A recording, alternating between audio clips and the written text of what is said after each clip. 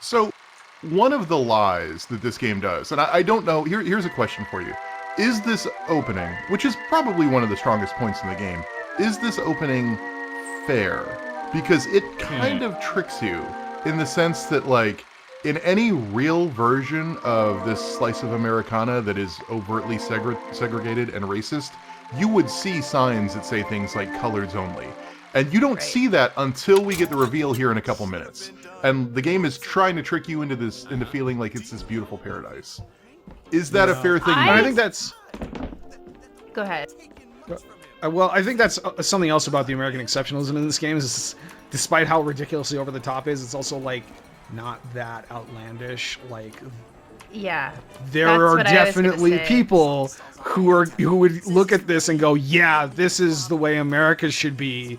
You know. Well, no, it's even past this is how America should be. It's I don't know if this is really the case anymore because of the internet, but it is possible to grow up in America and be in a neighborhood where you don't have diversity at all. Yeah, you exactly. don't know certain types of people. And so if you play this game and you grew up in a place that does not have diversity, you don't know anything's wrong until it tells you something's wrong. And I think that's actually kind of powerful.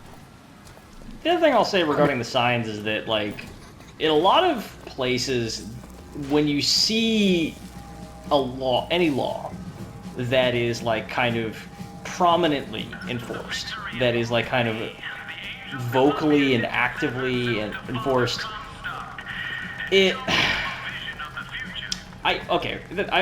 a roundabout, like, thing I've got here, but I guess the short version is, I think that makes a sort of sense for this society because those actual, like, interfacing elements where, like, it is being enacted are taken so much for granted that the sign isn't posted. White supremacy is not enforced through a sign that says, like, whites only. White supremacy is enforced through the entire fabric and culture of this society. In, like, very obvious ways that we will see later, which, I mean, those are being hidden now.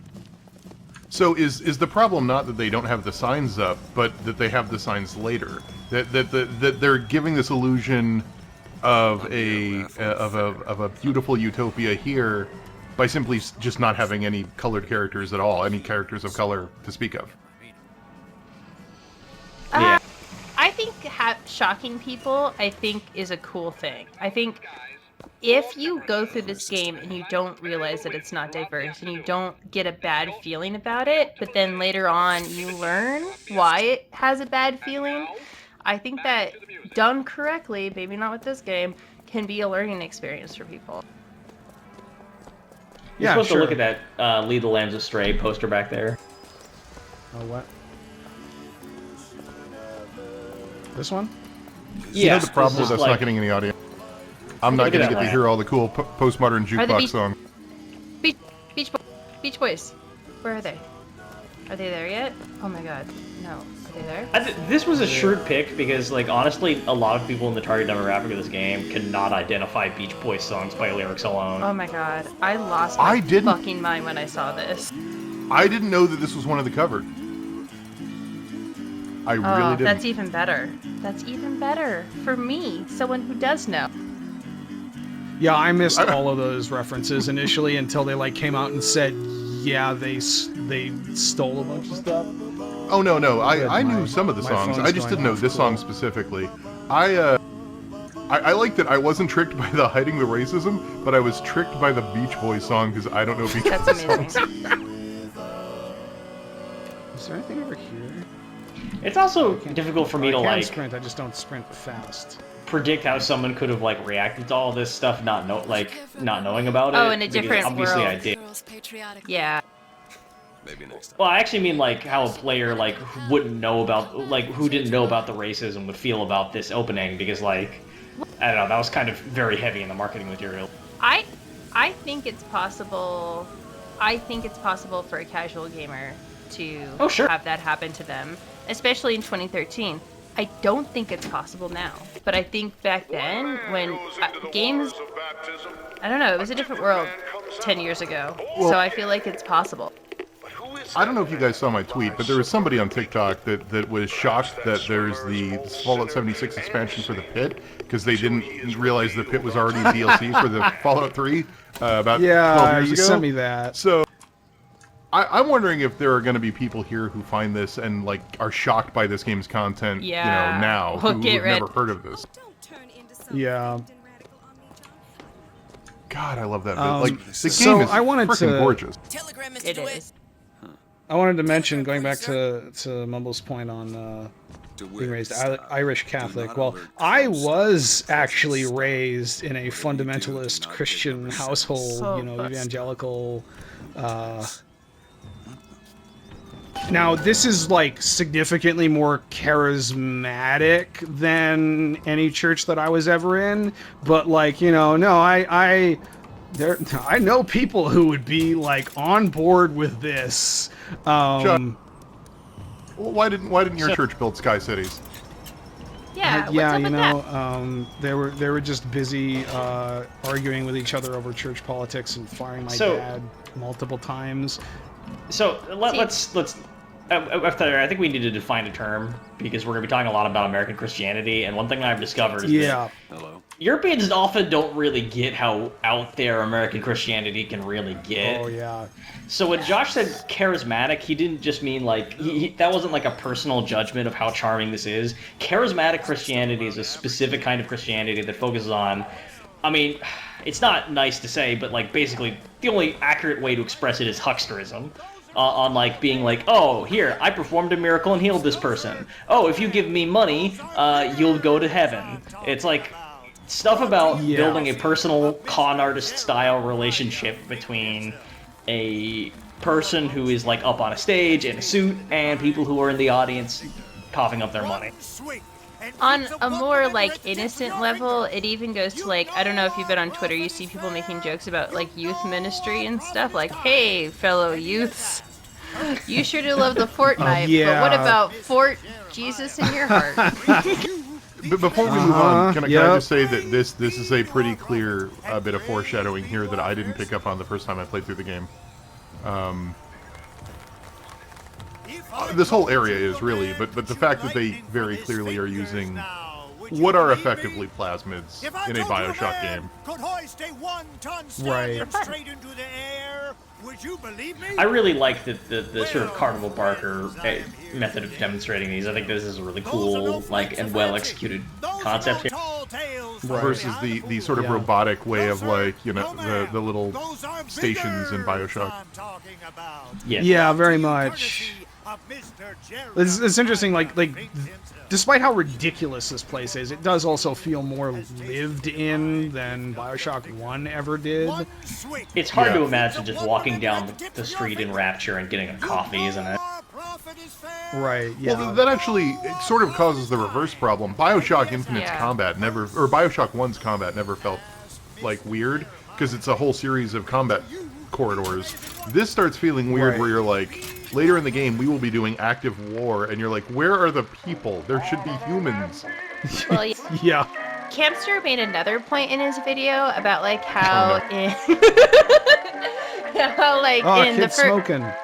in the first Bioshock game, it makes sense that you're like fighting these people because they're drugged up, or they took the wrong thing, or they just went crazy because fucking the sky is falling.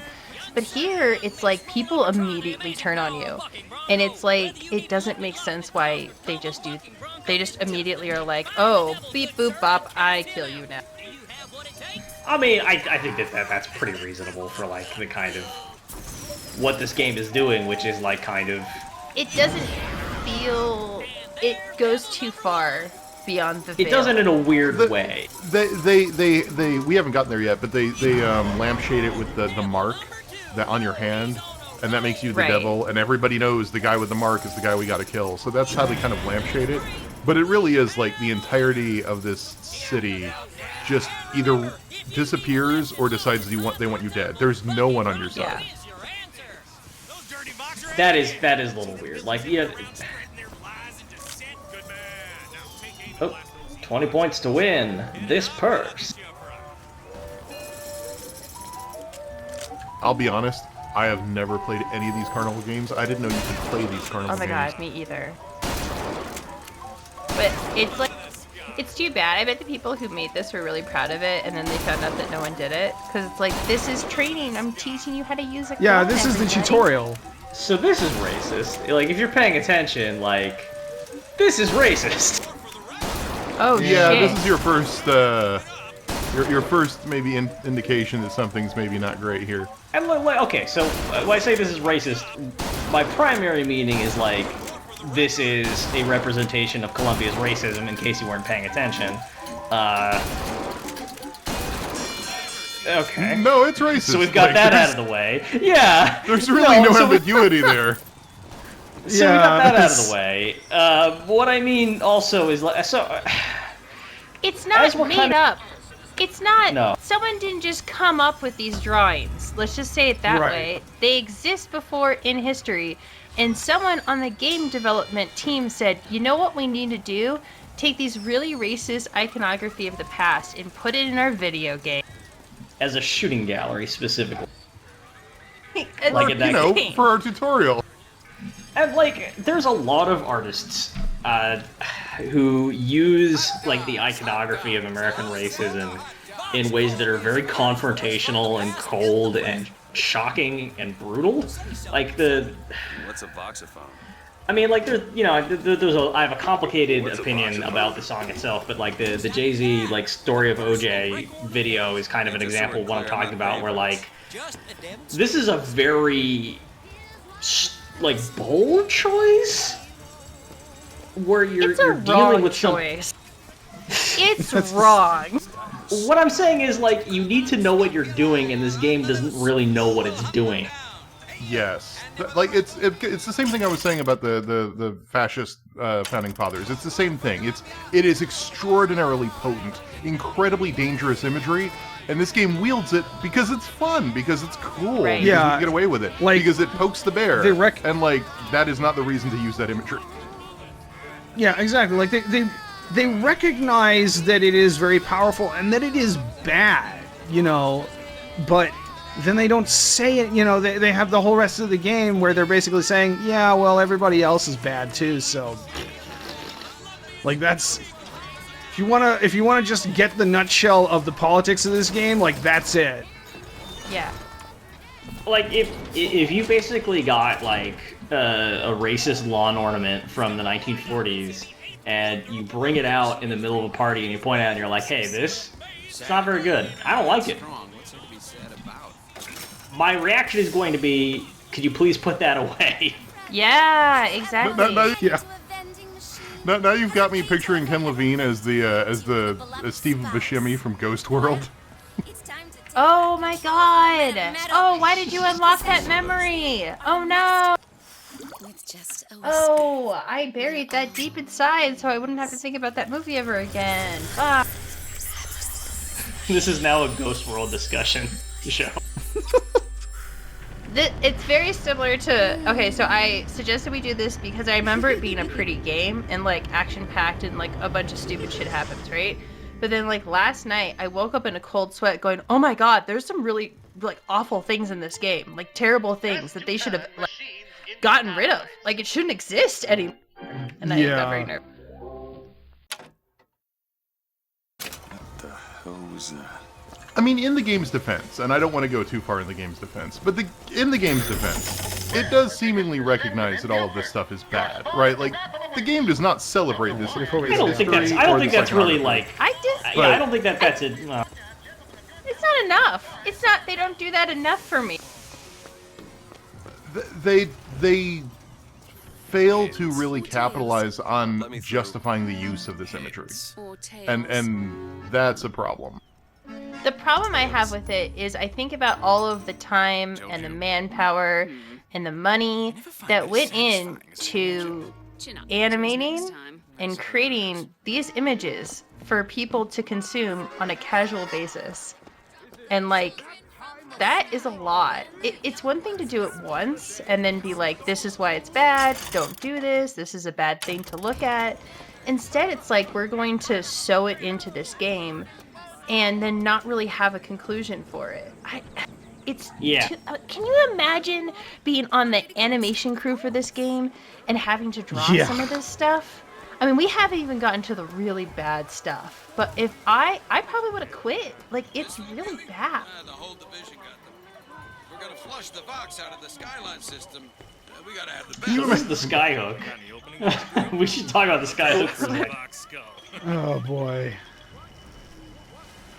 The skyhook is one of the most successful examples of a melee. Okay, it's one of the most successful examples of a melee weapon in a video game that really fucking looks like it will hurt. I don't mean that particularly as a positive or negative comment. This game isn't really enough of a horror game for that to be hugely a factor, and even then, it wouldn't necessarily be anything but just shock value. But like, they've successfully created a thing where it's like, okay, this is a tool used for a specific purpose, but if you did get hit with it, it would be the worst thing imaginable, and you would rather be shot any day of the week. And they brutally reinforced that through sound effects and like blood smear animations and shit. And I would say that I don't like it that much. It's not like hard too disagree. shocking. It's not like too shocking for me. It just kind of just gets numbing after a while because it's so visceral and you're doing it so often. See, my I problem with quite the skyhook. enjoy it. Oh, go ahead. I was gonna say that I quite enjoy it because I would have liked to use it as a defense. Like, imagine going jogging at night with this thing. No one could fuck you. Shit. Like, no one can mess with you ever. The other reason why I like it is because it kind of symbolizes how dangerous life was during this time. Like, legitimately fucking dangerous What? to live during Fucking- this time. Oh, I mean, Apparently that's a not good if you point, live in actually. Sky Not- Disneyland. Oh, goodbye, good. You know what I mean? Disneyland. My Yeah, problem that's with the actually a really skyhook good point. is not its use as a melee weapon. My problem with the skyhook is its primary utility. Moving around on the skyways never felt good. It never really felt like a good defense. It never really gave the fights any verticality. It was just a way to keep moving while shooting in How the do you air. not have and people that- barfing on you constantly because of this fucking skyhook? How is that not a problem living in this city of people barfing on top of you because you're using a they're using a skyhook? Like, this is, I'm just waiting for one of the islands to be over one of the other islands and just the latrines empty onto the other island. that Yeah, sounds how do they do amazing. plumbing in Sky Disneyland? All right, let's do They this. don't. Okay, so is this? Are we doing this? Are Yep. we gonna? Okay. We're gonna do it. No, let's quit. Let's end the game right now. Okay, That was bye. one of the options yeah, on the here we table, go. basically. Thanks for having me. See you guys in 2 years. Silly. There's never a child When we'll be to the doing battle. Bioshock Infinite, What's Burial living at Sea. under a rock? 77. 77. That's a lucky number. So this is like the big reveal thing where, oh, hey, this society is racist because you're about to, like, be invited to stone to death people guilty of interracial marriage. And they accompanied this with racist imagery, like, meant to just really underscore how shocking and gross this is, which it is shocking and gross. This is a real thing that was illegal within living memory in the United States, to the point where I think, like, the last states to comply with bans on it were like 2000 or something, like officially on paper. And yeah, it's the worst thing I will see in media this month because it is. Oh my god, it's worse Yeah. than I remember. Holy Yeah. Yeah. Yep. I mean, like, and I don't know if this hits everybody the same way exactly, but like the reality of this scenario is what makes it horrible. Don't you know that Yeah. makes you the backstabbing Like, snake in the we're grass, talking about how false this shepherd? game is sort of an like a hyper-real exaggeration, and like obviously the props and stuff here are the hyper-real part, and it's kind of like a hyper-real version of a very active, real, horrible sin from our country, where your relationship. Oh, yep, here's the first skyhook death. Yep. Oh. Ah, yeah, that's awesome. Love that. Do the other guy now. Yeah, get him. I think the thing that gets me is that it doesn't even stick in them a lot of the time. This game just turns into He Doom hit the for other me, cop. where I'm like rip and tear. We're actually gonna Oh, get into that jeez. because I had more fun with this combat than anyone else because I accidentally turned it into Doom 2016. We'll talk about that later. But yeah, like, when you deal with something this, like, raw and intense, it's usually a good idea to know what you're doing with it. This game doesn't know what it's doing with it. Really. Let's just look at the last 30 seconds. We went from uncomfortable, almost, I wouldn't call it a lynching, but certainly like white that's a supremacist lynching. violence. That's exactly what that is. Okay.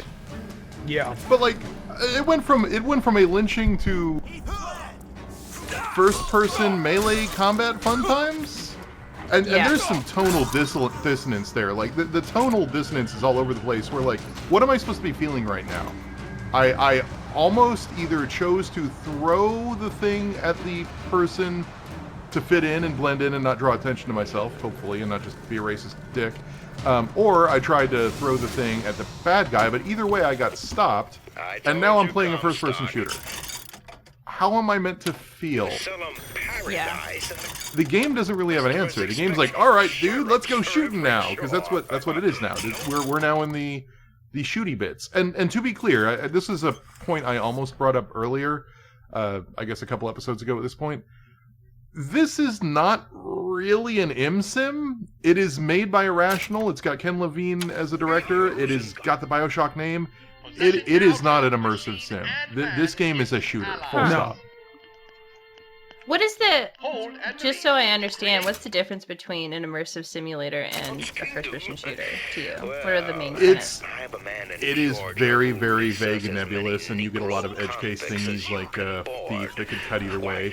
But normally it's games that present problems that need solving, using the tools available, using mechanics that have predictable outcomes that you can sort of engineer a solution with. So something like Dishonored, something like System Shock, something like Thief to some extent, Deus Ex. This game's answer to everything is shooting.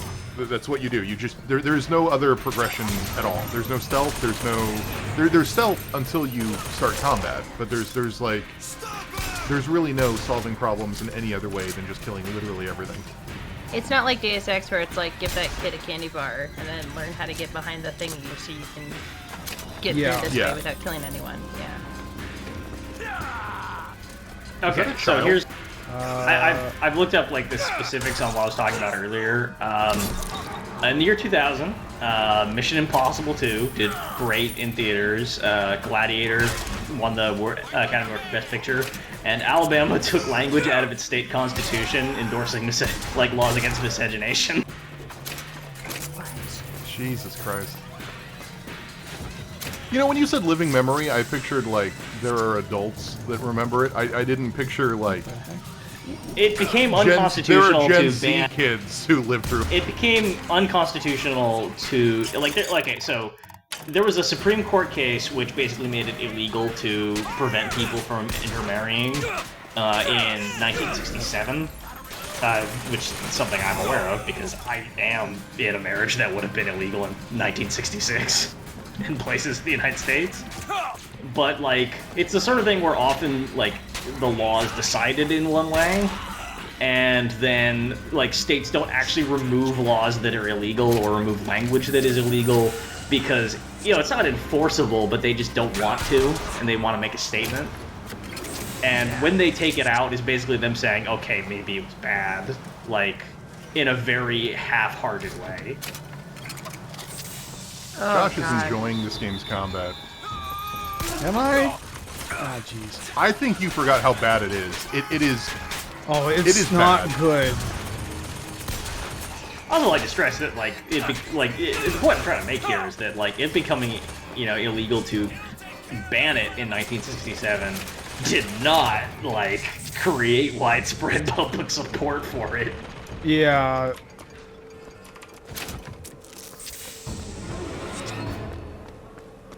God, we've actually only been doing this for about 45 minutes. Holy It is, shit. it is an interesting game, though, because you know me, I like to bitch about how much I wish games were about things. Getting hot. I wish this game was about less things. Yeah, like pick a lane, Bioshock Infinite. Not that one though. Wrong lane. Don't do that one. The other. Thank you.